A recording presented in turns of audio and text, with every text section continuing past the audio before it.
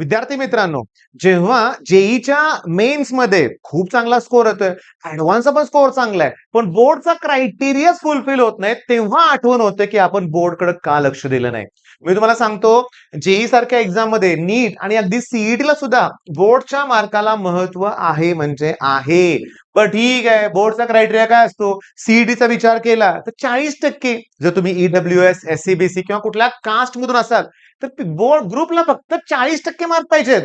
तेवढा अवघड आहे, काहीच अवघड नाहीये. आणि दुसरी गोष्ट, ओपन मधून असाल तर 45%.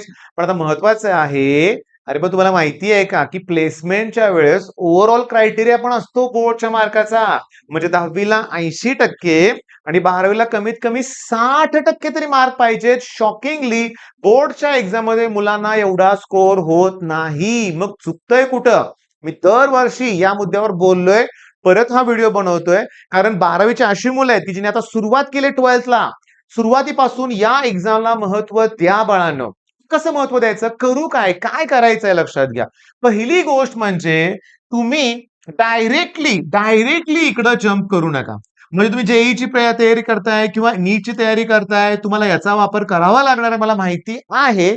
पण तुम्ही हे करत असताना कुठलीही कन्सेप्ट जेव्हा होते तुमच्या क्लासमध्ये, ऑफलाईन असेल, ऑनलाईन असेल, तर त्या कन्सेप्टवर अरे बोर्डला कोणते क्वेश्चन आलेत थोडं बघा ना. थोडं बघा बरं सर, कसं बघायचं? तर यात सगळ्यात इम्पॉर्टंट काय आहे तर पीवाय क्यूज. बरं, हे पीवाय क्यूज तुम्हाला कुठून मिळतील? तर मी तुम्हाला सांगतो, साधारण 10 वर्षापूर्वी सांगतो. मला सवय काय होती, माझ्याकडे फाईल्स असायच्या. फिजिक्सची file, chemistry file, maths file. Okay. आणि आमच्या इथं वायसी, सयाजी, एलबीएस असे दी बेस्ट कॉलेजेस आहेत. त्यावेळेस ते डमी कॉलेज असा प्रकारच नव्हता. मग ह्या सगळ्या कॉलेजची मुलं माझ्या क्लासला असणार. मग आम्ही काय सयाजीराव नाही बरं का, तिथल्या मुलांना क्लास लावायची गरजच नाहीये, कॉलेजमध्ये सगळं करून घेतलं जातं. बरं, ही बाकीच्या कॉलेजची मुलं असायची. पेपर झाले की मुलांकडून लगेच मी गोळा करायचो आणि फाईल लावून ठेवायचो. का? की पुन्हा मला ते पेपर लागायचे अनालिसिस करायला. मग मी बघायचो कुठल्या टॉपिक मधला कुठला प्रश्न आलाय. मग माझ्या लक्षात यायचं, अरे क्वेश्चन्स रिपीट होत आहेत. मग माझं असं अनालिसिस करण्याची पॉवर वाढली म्हणूया आपण. पण आत्ताच्या काळात माझ्याकडे फाईलच नाही आहेत, कारण माझ्याकडे आहे वायलन. जबरदस्त ऍप्लिकेशन आहे. बोर्डचे सगळे क्वेश्चन पेपर त्यात अवेलेबल आहेत. प्रत्येक सब्जेक्टचे अवेलेबल आहेत. प्रत्येक सब्जेक्टचे अवेलेबल आहेत. मग मुद्दा काय माहितीये का? सगळ्यात महत्वाचा मुद्दा, दी बेस्ट मुद्दा, की इथं सगळं अवेलेबल आहे. म्हणजे मला फक्त थोडा वेळ द्यायचा आहे रे. मला माझ्या अभ्यासात बोर्डसाठी अर्धा पाऊण तास तरी वेळ दिला पाहिजे. आपण देत नाही, ही सगळ्यात मोठी चूक आहे. आणि लास्ट मोमेंटला मुलं जागा होतात, की अरे बोर्डचं राहिलंय. मग बोर्डच्या तयारीला वेळ देतात. मग त्यावेळी जेईची रिव्हिजन राहून जाते. सीईटीची रिव्हिजन राहून जाते. आणि सगळ्यात महत्वाचं, सीईटी, जेई या सगळ्या एक्झाम जानेवारीत, डिसेंबर टू जानेवारी या दरम्यान असणार आहेत, हे लक्षात ठेवा. मग आता मे महिना संपल्यात जमाय. मग जून, जुलै, ऑगस्ट, सप्टेंबर, ऑक्टोबर, नोव्हेंबर. नोव्हेंबर 6च महिने आहेत.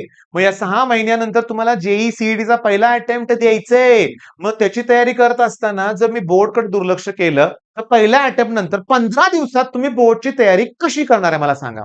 माझा एक फेवरेट क्वेश्चन असतो. साताऱ्यातली जी मुलं लातूरला इकडे-तिकडे जातात ना, लास्ट मोमेंटला येतात माझ्याकडं. मी पहिला प्रश्न विचारतो, फिजिक्सच्या पहिल्या टॉपिकचं नाव काय? तर 99% मुलांना पहिल्या टॉपिकचं नाव सांगता येत नाही. बरं, मग त्यांना शिकवलं नाही का एनसीईआरटी बद्दल? शिकवलेलं असते. धड्याची नावं वेगळी असतात, लक्षात घ्या. त्या टॉपिक मध्ये काय आहे, त्यातले कुठले प्रश्न आहेत, हे मुलांना काही माहित नसतं, लक्षात घ्या. मग मुद्दा काय, की तुमच्या बाबतीत मी तुम्हाला चुकवून देणार नाही. मी आहे तुमच्या बरोबर. मी तुम्हाला प्रॉपर गाईड करणार आहे. मी तुम्हाला सांगतो, फॉर एक्झाम्पल, तुम्हाला माहिती आहे का रे बाळांनो, सेंट्रीफ्युगल फोर्स माहिती आहे ना? मग वायलिन मध्ये गेला तर तुम्हाला प्रश्न दिसेल, व्हॉट इज सेंट्रीपिटल फोर्स. हा, एका मार्कासाठी प्रश्न आलाय. The force which is required for circular motion is known as centripetal force. Distinguish between centrifugal force, हा प्रश्न पण येऊ शकतो. त्याच्यानंतर सेंट्रीपिटल फोर्सचे फॉर्म्युले ते आले पाहिजेत. त्याच्यावर बेस्ट न्यूमेरिकल आलं तरी मला जमलं पाहिजे. मला एक अजून आठवतोय, जुना पेपर आहे. मास दिले, व्हेलॉसिटी दिले, रेडियस दिले आणि विचारलाय काय, सेंट्रीपिटल फोर्स mv²/r. म्हणजे तुम्हाला फिजिक्सच्या बाबतीत काय करायचंय सांगतो, की एखादी डेफिनेशन जरी केली, बघा हा, एखादी डेफिनेशन जरी केली तर त्याच्यावरूनच त्याचा फॉर्म्युला आला पाहिजे. फॉर्म्युला आला की त्याचं युनिट तुम्हाला तयार करायला जमलं तर आलं पाहिजे. युनिट जमलं की डायमेन्शन्स अतिशय इम्पॉर्टंट आहेत. बरं, फॉर्म्युल्यामध्ये युनिट कन्व्हर्जन तुम्हाला जमलं पाहिजे. काय जमलं पाहिजे? Unit conversion. हे तुम्हाला जमलंच पाहिजे, हे लक्षात घ्या. मग आता हे झालं फिजिक्सच्या बाबतीत. असंच केमिस्ट्रीला पण आहे, लक्षात घ्या. मॅथ्सचं कसं मॅनेज करायचं सीईटी आणि बोर्ड, तर सांगतो क्लिअरली. बघा की जेईचे प्रश्न, आता सगळेच पालक हुशार झालेत की जेई मधले प्रश्न ऑलमोस्ट 10% हे सीईटीच्या पेपरमध्ये यायला सुरुवात झाली. म्हणजे मॅथ्स मधले 50 प्रश्न आहेत मॅथ्स मध्ये, त्यातले 5 प्रश्न हे जेई मधले ऍज इट इज असतात बरं का बाळांनो. पण कसे असतात, टॉपिक वाईज. म्हणजे जेई मध्ये कसं असतील 4-5 कन्सेप्ट, टॉपिकच्या कन्सेप्ट मिळून एक तो प्रश्न येत असेल. पण सीड तसा नाहीये, त्याच टॉपिकचा म्हणजे वेक्टरचाच प्रश्न आहे, जेईला आलाय पण तो वेक्टर वरतीच बेस्ड आहे, तसे प्रश्न येतील. पण माझं काय म्हणणं आहे, ओके, प्लस अजून 5 ऍड करून टाका, टफ क्वेश्चन्स एकदम वेगळे. आणि पण उरलेले 40 प्रश्न रे बाळांनो हे textbook based, simple as it is म्हणूया आपण, जसेच्या तसे असतात, लक्षात घ्या. जसेच्या तसे. काही वेगळे प्रश्न परीक्षेत येत नाहीत, लक्षात घ्या. काही वेगळे प्रश्न परीक्षेत येणार नाहीयेत. बर, मग आता मग चुकतायत कुठं मुलं, मी तुम्हाला आत्ताच सांगतो. तुम्हाला वर्षभर काय करायचंय, काय करायचंय, याच्यावर काम करायचंय, याला स्ट्रॉंग बनवायचंय. ओके, याला स्ट्रॉंग बनवायचंय. ओके, हे जर तुम्हाला जमलं ना, तर आयुष्यात काहीच कुठं अडचण येणार नाहीत.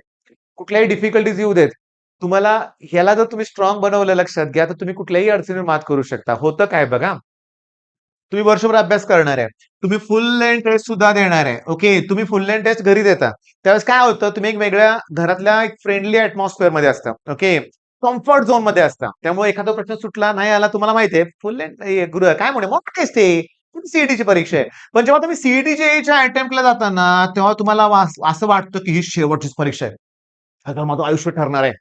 म्हणजे हे नाही जमलं तर मला काही जमणार नाही, मला माझं ड्रीम कॉलेज मिळणार नाही, ड्रीम पॅकेज मिळणार नाही, मग मी लोकांना काय सांगू, दहावीला मला एवढे मार्क. किती प्रश्न तुमचं मन तयार करतं माहितीये का विनाकारण, इथं जाताना सीईटीला जाताना. मग त्यावेळेस एक प्रश्न जरी अडला ना, सगळा खेळ संपून जातो, मग तणाव यायला लागतो, मग पुढचे प्रश्न चुकायला सुरुवात होते.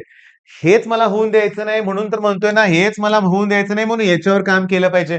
कसं करणार, मेडिटेशन करा.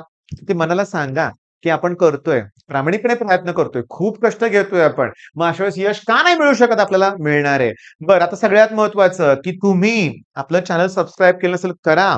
ओके, आम्हाला लाईव्ह सेशन तुमच्यासाठी घेऊन यायचे आहेत. ओके, पण सांगतो जर क्लिअरली बघा, काही दिवसातच आपण म्हणूया, आपण काय म्हणूया, आपण की एक फुल स्टडी प्लॅन घेऊन येऊया आपण. ओके, मग कॉमेंट मध्ये सांगा की sir we want study plan for full 6 months. हो, 6 महिन्याचा स्टडी प्लॅन घेऊन यायचा आहे मला.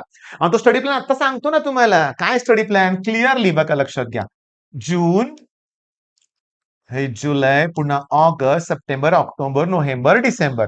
ओके, क्लिअरली मी सांगतो, इथपर्यंतच जून, जुलै, ऑगस्ट, सप्टेंबर या 4च महिन्यात तुम्हाला जेवढं करायचंय तेवढं कम्प्लीट करायचं. सीईडीचं पण करायचं आहे, बोर्डचं पण करायचं आहे. आणि ऑक्टोबर, नोव्हेंबर आणि 15 डिसेंबर.